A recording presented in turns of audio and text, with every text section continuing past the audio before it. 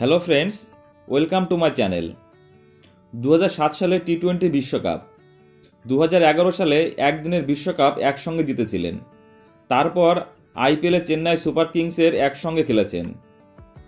প্রাক্তন সতীর্থ মহেন্দ্র সিং ধোনির সঙ্গে এখন আর কথাই বলেন না হরভজন সিং, এমনকি তারা আর বন্ধুও নন। এক সাক্ষাৎকারে একথা বলছেন হরভজন সিং নিজেই। ভারতের প্রাক্তন অফ স্পিনার বলেন, ধোনির সঙ্গে আমি কথা বলি না। সিএসকের হয়ে খেলার সময় ওর সঙ্গে কথা বলতাম, তাছাড়া আমাদের কথা হয়নি। প্রায় 10 বছর বা তারও বেশি হয়ে গেল। আমার কোনো সমস্যা নেই, হয়তো ওর আছে, জানি না সেগুলো কি। সিএসকের হয়ে খেলার সময় আমরা শুধু মাঠেই কথা বলতাম। তারপর না ও কোনো দিন আমার ঘরে এসেছে, না আমি ওর ঘরে গিয়েছি।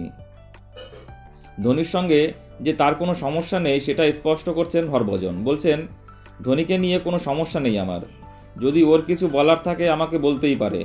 আমার মনে হয় না সেরকম কিছু আছে, থাকলে এতদিন বলে দিত। আমি কখনো ওকে ফোন করার চেষ্টা করিনি।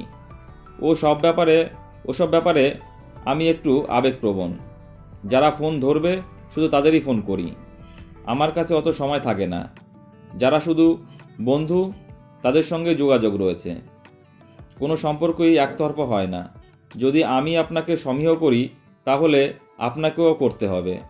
তবে যদি একবার বা দুবার আপনাকে ফোন করার পরেও না ধরেন তাহলে শুধু দরকারের সময়ই আপনার সঙ্গে দেখা করব। শেষবার 2015 সালে ধোনি এবং হরভজন ভারতের হয়ে একই দলে খেলেছে। 2015 বিশ্বকাপের পর ভারতের দল থেকে বাদ পড়েছে হরভজন। বন্ধুরা, তোমাদের কি মনে হয় যে দুজনের মধ্যে যে সম্পর্কটা এত দূরত্ব তৈরি হয়েছে তার কারণ কি? কি মনে হয় তোমাদের? এবং এই সম্পর্ক কি আবার জোড়া লাগবে? আবার কি বন্ধুত্ব জায়গায় দুজনে আসতে পারবে? প্লিজ কমেন্টস করে জানাও। আর ভিডিওটি ভালো লাগলে অবশ্যই লাইক, কমেন্টস এবং শেয়ার করে দিও এবং চ্যানেলটি সাবস্ক্রাইব করে দিও। সকলে ভালো থেকো, ধন্যবাদ।